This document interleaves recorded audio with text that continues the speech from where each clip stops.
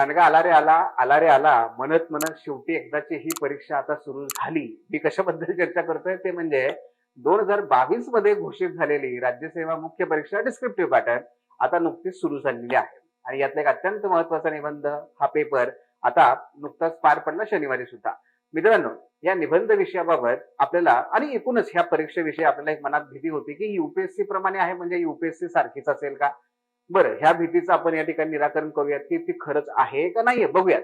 आणि दुसरं म्हणजे की हे सगळं करायचे कशासाठी, तुमच्यासाठी. म्हणजे तुम्हाला उद्या परीक्षा द्यायची आहे, मग याच्यातून तुम्हाला काय बोध घेता येतील, तुम्ही याच्यापासून काय शिकायचं आणि पुढे आपल्याला चांगल्या प्रकारे मार्क्स मिळवायचे, हे आपला मुख्य हेतू आहे. आपण त्याची सुरुवात त्या ठिकाणी करूयात, पण काही बेसिक्स पासून आपण ते सुरू करूयात. बघा, जसं युपीएससीचा पॅटर्न असतो ना, सेम तसा पॅटर्न आहे. जसं की फॉर एक्झाम्पल, एक म्हणजे 250 मार्कांचा हा पेपर आहे. 2 निबंध तुम्हाला लिहायचे, सेक्शन ए, सेक्शन बी. त्यानंतर प्रत्येकी 125 गुणांसाठी एक एक विषय असेल. दुसरं, शब्द मर्यादा तेवढीच ठेवली आहे, 1000 ते 1200. आणि त्याचबरोबर 2 विभाग आहेत, अ आणि ब.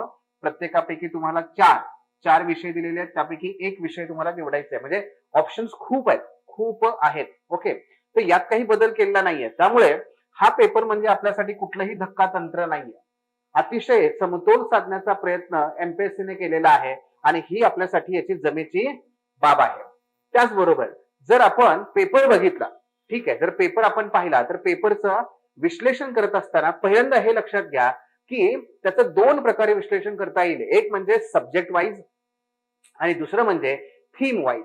ओके, आता हे सब्जेक्ट वाईज जर आपण बघितलं ना, तर विषयांचं 4 भागामध्ये इथं विभाजन करता येतं. क्रमांक 1, पहिला, समाजशास्त्र व सामाजिक मुद्दे.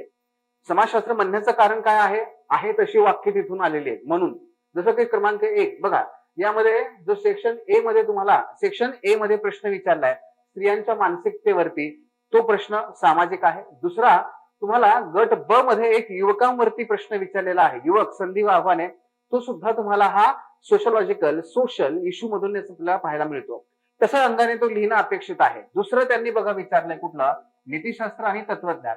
म्हणजे युपीएससी मध्ये सगळे विषय हे फिलॉसॉफिकल येत आहेत, पण एमपीएससीने समतोल साधलाय. इथे सगळे विषय नाहीयेत, पण हा 2 ते 3 विषय त्यांनी फिलॉसॉफिकल दिलेले आहेत. जसं की तुमचा धार्मिक न होता आध्यात्मिक होण्याचा विषय असेल, करुणेशिवाय ज्ञान हे शस्त्रबंध हा विषय असेल. हे दाखवते काय, हे दोन्ही फिलॉसॉफिकल आहेत. म्हणजे तुम्हाला लिहायचे आहेत तर लिहा. आणि मित्रांनो, मी तुम्हाला आवर्जून सांगेन तुम्ही हेच विषय लिहा, कारण का हे दुसरे कोणी लिहिणार नाहीये, तुम्ही लिहा. तुम्हाला लिहिल्यानंतर परीक्षकाला एक वेगळंच, म्हणजे कसं, जेवण करता करता करता सगळं सपक सपक असेल तर मध्येच काही तिखट छान वाटतं, किंवा सगळं तिखट असेल तर मध्येच काहीतरी गोड छान वाटतं. आपण ते शेवटी राखून ठेवतो का नाही. अगदी त्या पद्धतीने हे आहे की सगळी पोरं जे आहेत हे सामाजिक लिहितील किंवा काहीतरी अजून तंत्रज्ञान पर्यावरणाचा लिहितील. मोस्ट ऑफ द विद्यार्थ्यांनी पर्यावरणाचा लिहिलेला आहे, तो म्हणजे हवामान बदलाचा. पण मित्रांनो, आपण काय करायचं, या पद्धतीने तयारी करायची. आपण थोडंसं फिलॉसॉफिकल लिहायचं. आणि मी तुम्हाला पुढे सांगेन हे फार सोपं आहे, उलट अधिक रंजक पण आहे. बरं, ही दुसरी कॅटेगरी. तिसरी कॅटेगरी कुठली आहे, तंत्रज्ञान आणि प्रशासनाची. इथे काय केलं आयोगाने बघा, ई शासनासाठी सोशल नेटवर्किंग याच्यावरती विचारलेलं आहे. आणि दुसरं, तंत्रज्ञान हे सेवक की स्वामी. उत्तम सेवक आहे, पण तो तेवढाच निष्ठुर स्वामी पण आहे. अशा प्रकारचा एक प्रश्न आहे. ही झाली तिसरी कॅटेगरी. आणि चौथी कॅटेगरी आहे पर्यावरण व अर्थव्यवस्था. पर्यावरण संरक्षण हा विकासाचा पाया आहे आणि हवामान बदलाचा शेतीवर काय परिणाम आहे. मित्रांनो, अशा पद्धतीने 4 कॅटेगरीमध्ये हे 8 विषय डिवाइड करता येतात. एक पहिला सोशल आहे, दुसरा फिलॉसॉफिकल आहे, तिसरा टेक्नॉलॉजिकल आहे आणि चौथा हा पर्यावरणाशी संबंधित आहे, इकॉनॉमीशी संबंधित आहे. या 4 विषयांबरोबरच आता आपण काय करू, त्याला थीम मध्ये पण बघूयात. थीम्स, ह्या कशा थीम्स आहेत पहा. याच्यामध्ये 3 मुख्य स्तंभ आपल्याला तयार करता येतात.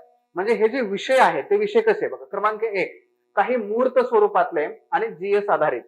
काही विषय कसे आहेत, जीएस आधारित आहेत, मूर्त आहे. तुम्हाला जीएसचा अभ्यास चांगला केला तर तुम्हाला या निबंधामध्ये चांगल्या प्रकारे लिहिता येईल. हे ट्रॅडिशनल आहे, हे युपीएससी करत नाही, हे एमपीएससीने केलेलं आहे. जसं की तो हवामान बदलाचा घ्या, शेतीचा घ्या, ई प्रशासनाचा घ्या. पेपर दुसरा आणि तिसरा हे चांगले केले की तुम्हाला या प्रकारचे विषय लिहिता येतात. पण याच्यामध्ये तुम्हाला डेटा टाकणं गरजेचं आहे. नुसतंच हवामान बदलले हो, लय तापमान वाढले असं म्हणून चालत नाही. आपल्याला काय करावं लागेल, त्या तापमानाची डेटा पण द्यावा लागेल. पूर्वी किती होतं, आता किती आहे, समुद्राची पातळी एवढी होती, आता किती वाढलेली आहे, हे तुम्हाला त्या अंशामध्ये, त्या सेंटीमीटर मध्ये सांगणं आवश्यक आहे. त्या अहवालांच्या आधारे सांगणं आवश्यक आहे. ते तिथून करता येईल. दुसरी थीम काय आहे, समकालीन सामाजिक आव्हानं भारतीय समाज असो, महाराष्ट्रीय समाज असो, काही आव्हान आहेत आपल्या समोर, त्या आव्हानाबद्दल तुमचं मत त्यांना जाणून घ्यायचंय. आणि म्हणून हे प्रश्न आहेत, जसं की काय, युवक असेल, महिलांचे प्रश्न असतील. इथे मात्र तुम्हाला काय आहे डेटा द्यावाच लागणार आहे, पण त्याचबरोबर तुम्हाला चालू घडामोडी, तुमचं काय नक्की म्हणणं आहे, तुमचं काय बरं याबद्दलची सजगता आहे, हे तुम्हाला दाखवण्याची संधी इथं आहे. आणि तिसरा विषय किंवा तिसरी थीम आहे ती म्हणजे अमूर्त विषय. हे मूर्त आहेत, मूर्त म्हणजे दिसणारे, समजणारे. हे विषय हे अमूर्त आहेत, हे वैचारिक आहेत.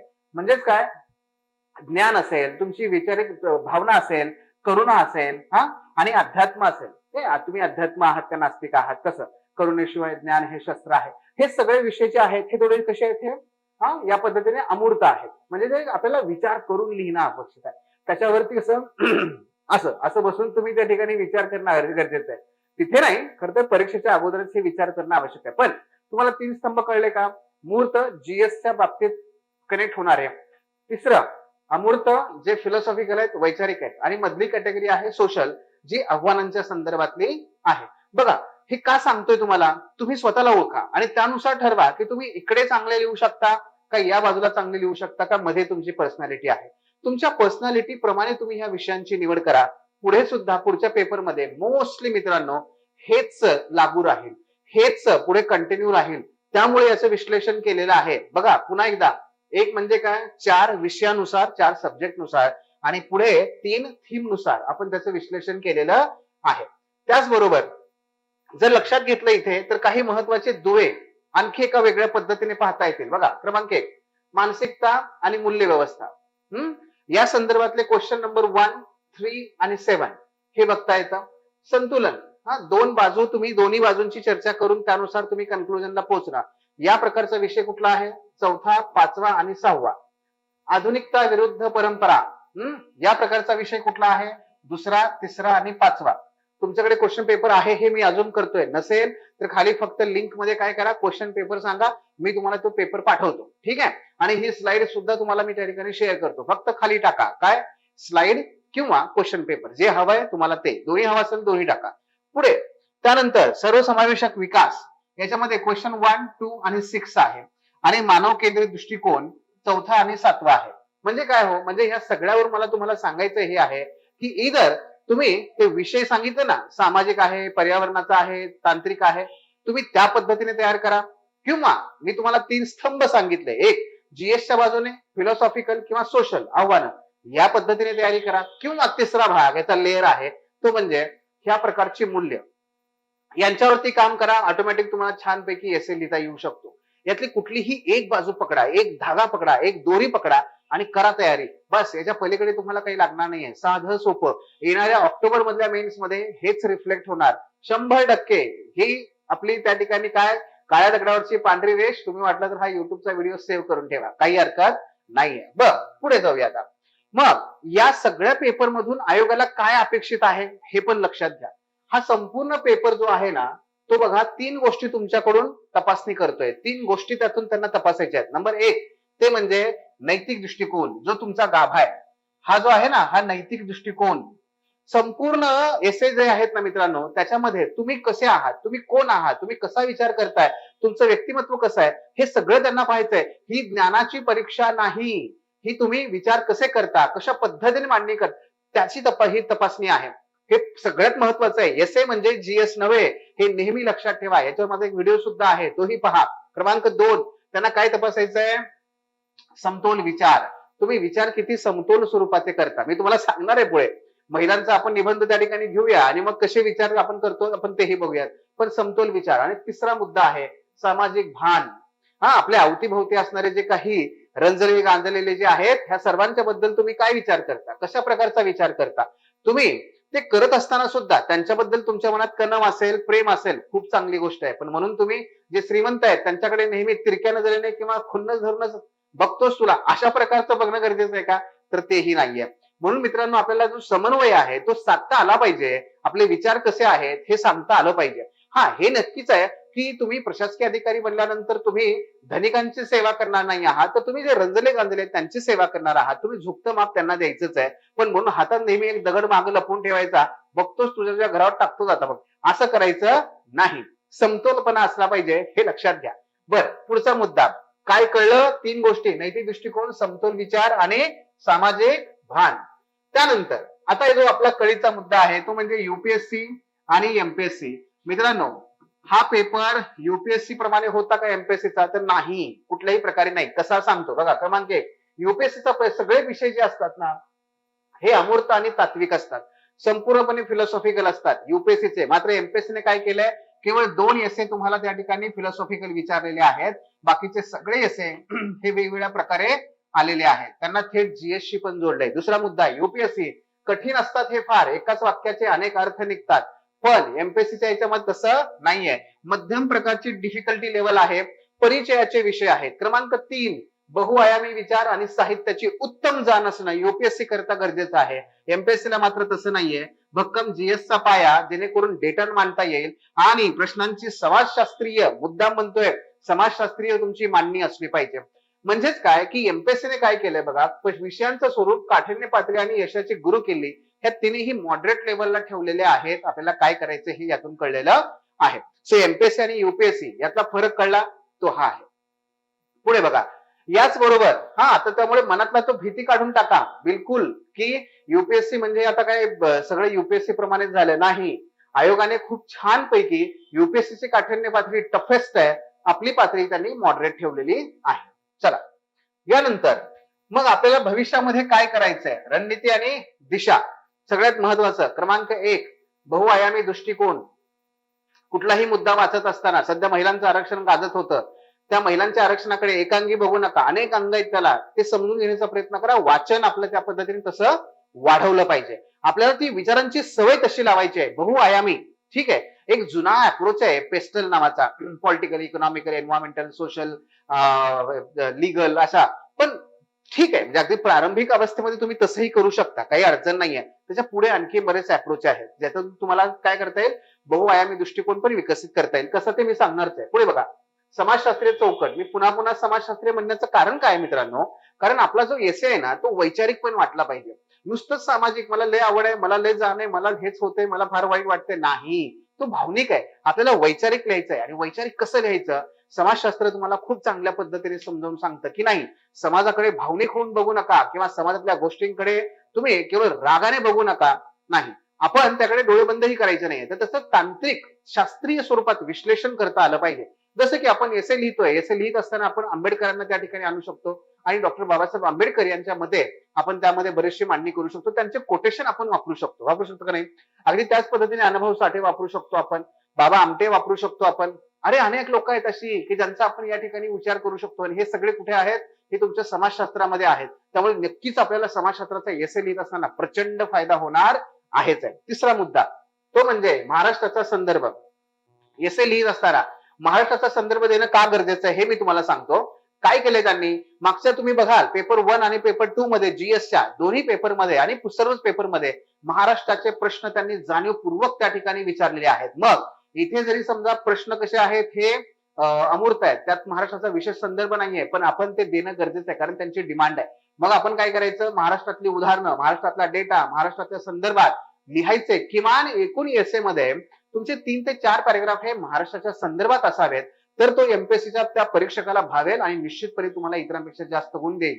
ठीक आहे. चौथा, स्वॉट आणि मार्गदर्शन. म्हणजे काय, मी बघायला सांगितलं तसं, तुम्ही कोण आहात, तुमची पर्सनॅलिटी काय हे ओळखा.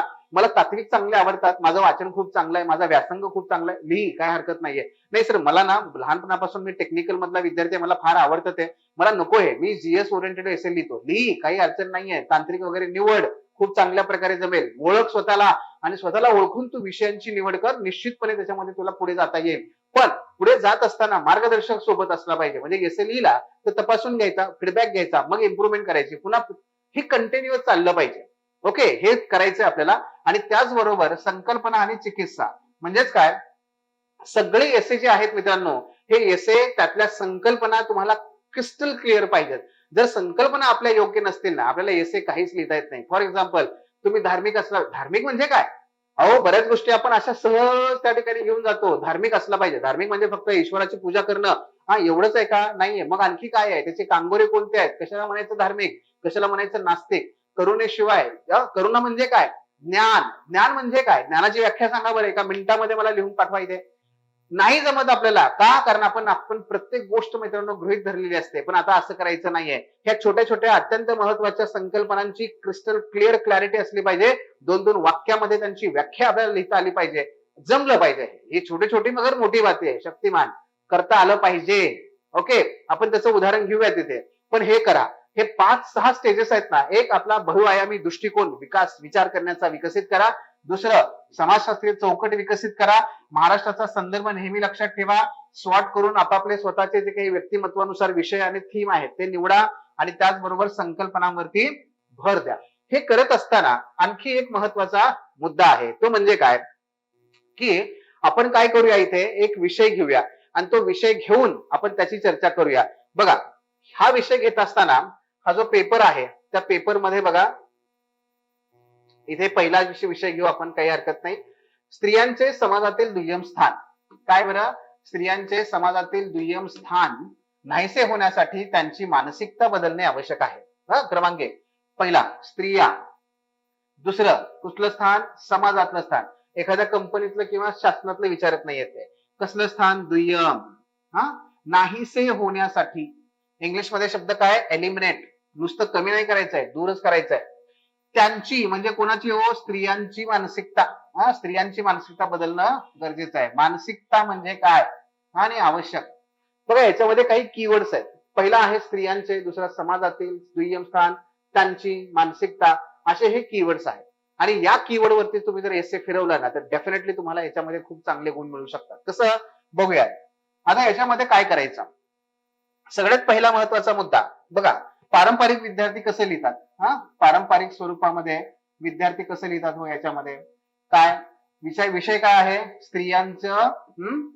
स्त्रियांचे दुय्यम स्थान नष्ट करण्याकरिता स्त्रियांची मानसिकता बदलवणे गरजेचे आहे. बदल हा पण गरजेचा आहे. पारंपरिक पद्धतीने विद्यार्थी काय करेल सांगा मला? तो काय करेल माहितीये का? सरळ सरळ या ठिकाणी तो महिलांचा कैवारी वगैरे बनेल. महिलांचा कैवारी मीच आहे. राजाराम मोहन रॉय नंतर आता मीच आहे सगळ्यात जास्त कैवारी यांचा. कुणाचा? महिलांचा. नाही असं का? नाही, असं नाही करून चालणार. बरं, मग असं करून चालेल का इथे, की नाही नाही अरे म्हणजे स्त्री हीच खरी स्त्रीची शत्रू आहे, पहिलंच वाक्य मी लिहिणार नाही ना, असं पण चालणार नाही. स्त्री हीच स्त्रीची खरी शत्रू आहे आणि मग स्त्रियांनी कसं बदलवणं गरजेचं आहे? स्त्रिया असे विचार करतात, स्त्रीचा छळ करते सासू, सासूचा छळ करते सून, सून आणि सासूचा छळ करते शेजारी. नाही, असं पण असू शकतं. पण मुद्दा लक्षात येईल तुम्हाला? म्हणजेच काय, की या ठिकाणी विद्यार्थी एका तर बाजूला काय करेल, तो मी कैवारी आहे या पद्धतीने लिहिल.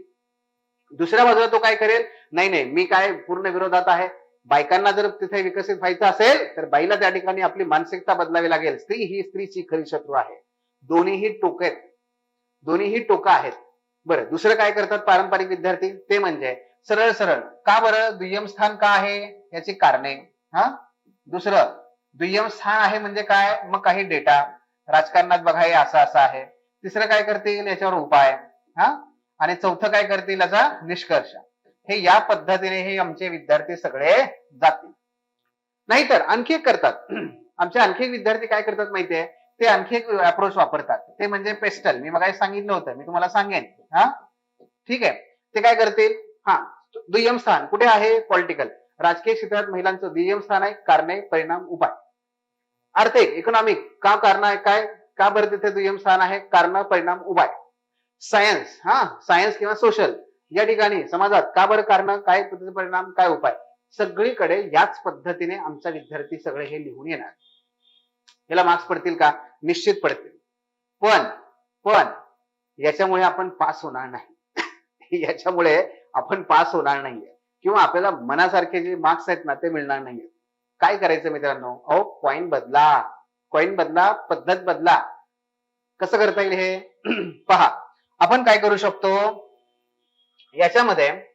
या एसेची सुरुवात करण्यापूर्वी आपल्याला ह्या एसेची दिशा समजून घ्यावी लागेल. सगळ्यात महत्वाचं असतं दिशा.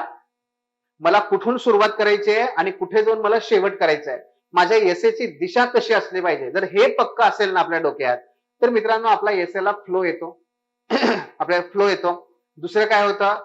परीक्षकाला पण कळतं की काय नक्की याला त्या ठिकाणी सांगायचंय. नाहीतर पुन्हा काय सगळा एसे ना क्या चाहते हो भाई, असा जर त्याला प्रश्न पडला तर तो काय मार्क देणार आपल्याला. आणि ते होऊ नये यासाठी काय करावं लागेल, दिशा. दिशा, ही दिशा ठरवावी लागेल. ज्या पद्धतीने गुगल मॅप वरती आपण ठरवतो मला इथून तिथे जायचंय, दिशा फिक्स आहे ना, मग मध्ये आपण चालू शकतो. काही काही वाहन असेल, काही असेल, तुम्ही जाऊ शकता, कुठेही तुम्हाला अडथळा येणार नाही, तुम्ही जाऊ शकता, पोहोचू शकता. त्या पद्धतीने दिशा ठरवा. मग दिशा ठरवायची म्हणजे काय, तर या विषयाला समजून घ्या, म्हणजे काय करायचंय बघा मित्रांनो. या विषयाची मी तुम्हाला फोड करून सांगतो. हा विषय असा आहे की स्त्रियांचं जर दुय्यम स्थान नष्ट करायचं असेल तर स्त्रियांची मानसिकता बदलवणं गरजेचं आहे, असा हे एसे आहे. आपल्याला काय करायचंय, आपल्याला फक्त एक बाजू घ्यायची नाही, आपल्याला दिशा ठरवायची. दिशा अशी आहे की स्त्रियांचं दुय्यम स्थान नष्ट होण्याकरता स्त्रियांची मानसिकता बदलवणं तर गरजेचंच आहे. पण पण हे झालं अर्धसत्य. त्याच्या पलीकडे जाऊन जर स्त्रियांचं दुय्यमत्व नष्ट करायचं असेल तर अर्ध अंग असलेला पुरुष, शिव पार्वती, शिव, ह्या शिवाचं सुद्धा म्हणजे ह्या पुरुषाचं सुद्धा कुठेतरी ब्रेन वॉश होणं गरजेचं आहे. त्याची सुद्धा मानसिकता त्या ठिकाणी बदलवणं गरजेचं आहे. एवढ्यावर संपेल का हे, बिलकुल नाही. हे बिलकुल संपणार नाही. का, कारण हे स्त्री आणि हे पुरुष ज्या व्यवस्थेत जन्माला आले, ज्या समाजात जन्माला आले मित्रांनो, ती समाज, ती व्यवस्था, ती संरचना, जोपर्यंत तुम्ही त्या संरचनेची व्यवस्था, त्या व्यवस्थेची तुम्ही मानसिकता बदलत नाही तोपर्यंत तुम्हाला स्त्रियांची मानसिकता आणि पुरुषांची मानसिकता बदलवणं शक्य नाहीये. दूर करणं तर फारच कठीण आहे. म्हणजे आपल्याला 3 मुद्दे सापडले आणि आपण याच पद्धतीने हे सांगणार. कसं सांगणार आपण, आपली दिशा आपण ठरवून घेतली बघा. एक, हो, स्त्रियांची त्या ठिकाणी मानसिकता बदलवणं गरजेचं आहे. पण त्याचबरोबर या पुरुषांची सुद्धा मानसिकता बदलवणं आवश्यक आहे. पण नेहमीचा आणि महत्वाचा कायमचा उपाय तेव्हाच मिळेल जेव्हा आपण नुसता समाज नाही तर समाजामध्ये सामाजिक संस्था आणि सामाजिक रचना आणि सामाजिक मूल्य जोपर्यंत आपण हे बदलत नाही तोपर्यंत या दोन्ही गोष्टींना सुद्धा काही व्हॅल्यू नाही. कारण हे स्त्रिया आणि ह्या पुरुष हे सगळे जन्माला येतात इथे.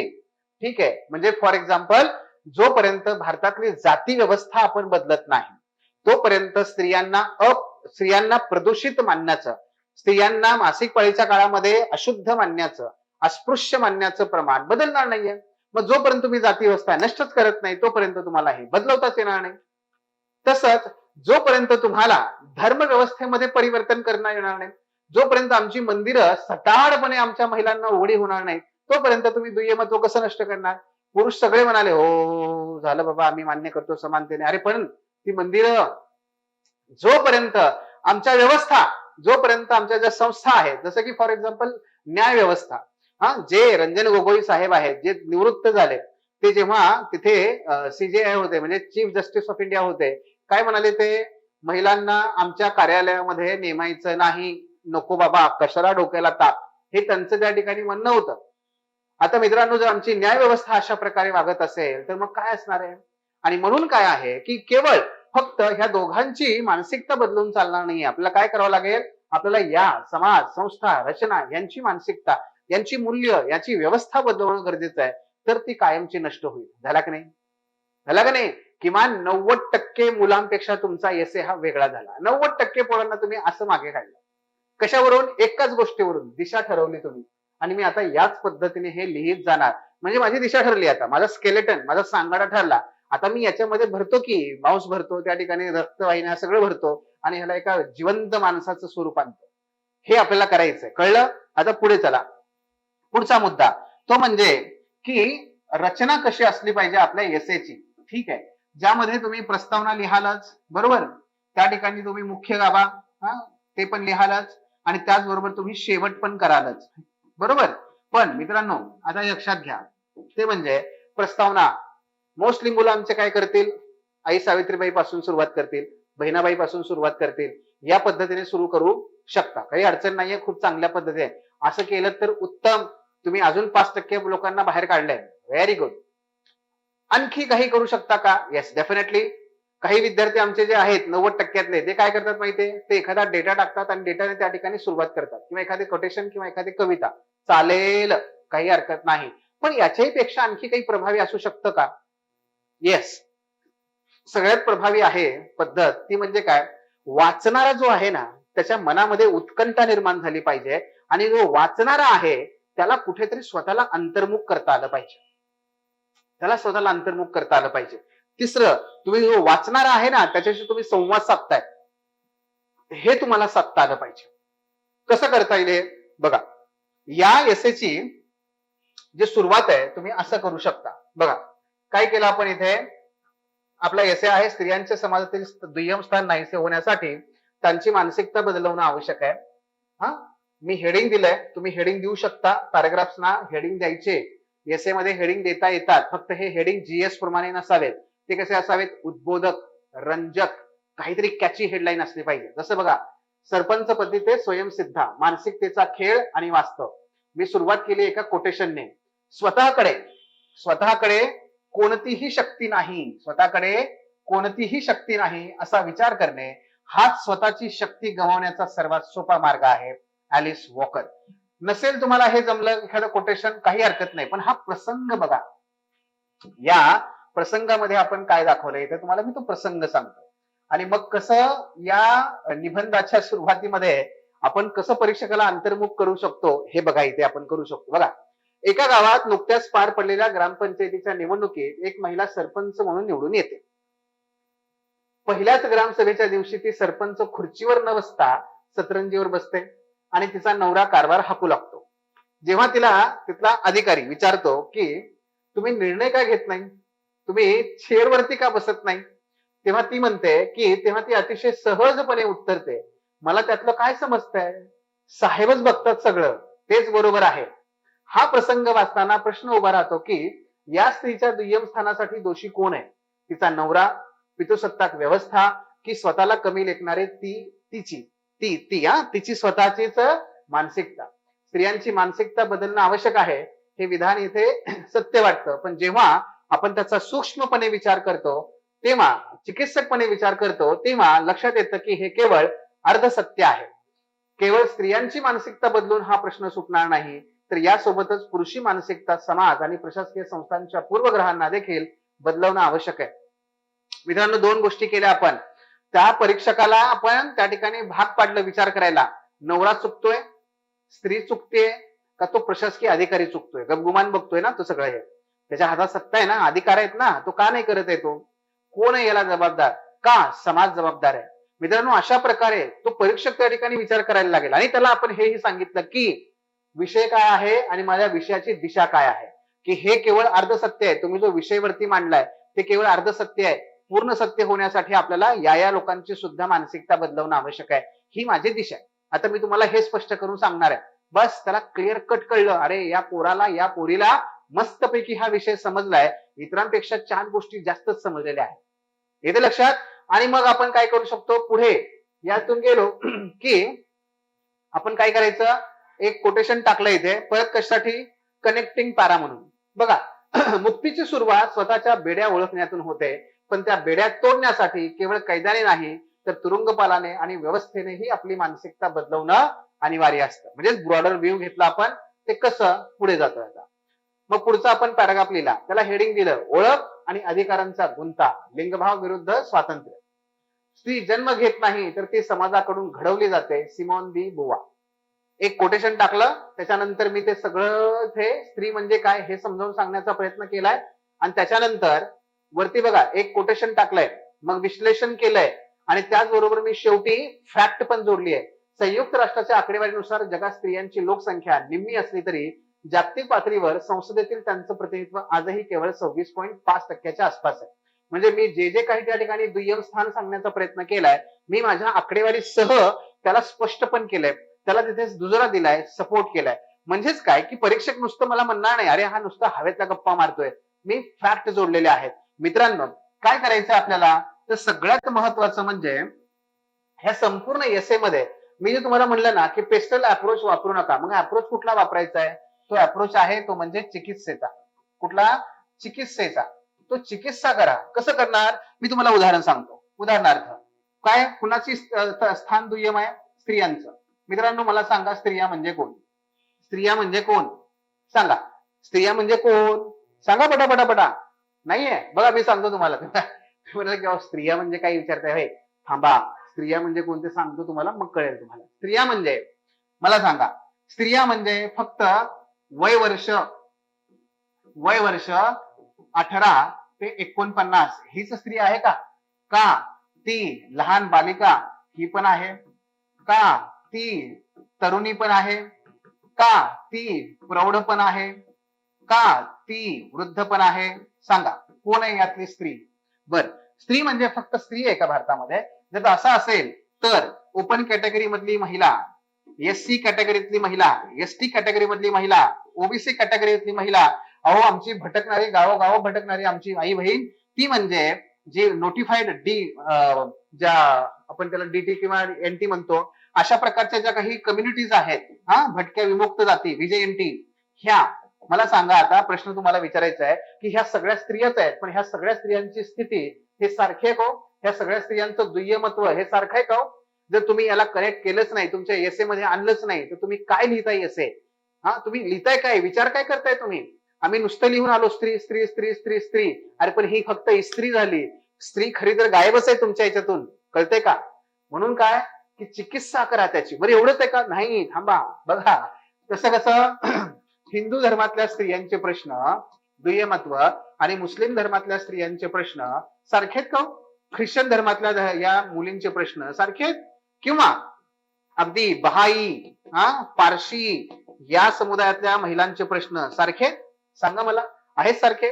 तुमच्या गावातल्या महिलांचे जे दुय्यमत्व आहे ते, आदिवासी महिलांचं दुय्यमत्व आहे ते, आणि तुमच्या नगरातल्या महिलांचं दुय्यमत्व आहे सारखं आहे?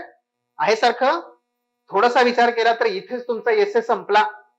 स्त्रिया, गावातल्या स्त्रियांचं दुय्यमत्व, शहरातल्या स्त्रियांचं दुय्यमत्व आणि आदिवासी पाड्यावरच्या स्त्रियांचं दुय्यमत्व हे पूर्णपणे वेगळं आहे. मग हे नष्ट करायचं तर फक्त त्यांची मानसिकता बदलावी लागेल. कुणाची बदलायची मानसिकता? कुणाचं बदलावं लागेल तिथे परिवर्तन आणायचं कसं? हे मुद्दा कळतोय का तुम्हाला? बरं एवढंच आहे असं आहे का? नाही. तर ह्याच्या पलीकडे जाऊन ही स्त्री, भांडवलशाही व्यवस्थेतली स्त्री ही पूर्णपणे कशी एखाद्या वस्तूप्रमाणे तिला बघितलं जातं. तीच स्त्री जेव्हा जाती व्यवस्थेमध्ये आपण बघतो तेव्हा तिला पूर्णपणे अस्पृश्य मानलं जातं, आणि तीच स्त्री जेव्हा कृषी अर्थव्यवस्थेमध्ये बघितलं जातं तेव्हा ती पूर्णपणे परावलंबी मानली जाते. आहे कुठे? काय बदलायचं? कशी बदलायची मानसिकता? आणि मानसिकता बदलले की दुय्यमत्व नष्ट होईल असं तुम्ही म्हणताय. कसं शक्य आहे? जोपर्यंत आम्ही ह्या भांडवली व्यवस्थेमध्ये महिलेला एखादी दुसरी वस्तू विकण्यासाठी उभी करत नाही, जोपर्यंत आम्ही तिला वस्तू म्हणून त्या ठिकाणी विकत नाही, तुमची अर्थव्यवस्था चालत नाही. हे बदलावं लागेल की नाही? मानसिकता कशी बदलायची येते लक्षात? फक्त एका शब्दावरून मी सगळं हे त्या ठिकाणी केलेलं आहे. असंच तुम्ही दुय्यमत्व म्हणजे काय याच्यावरती चर्चा करा.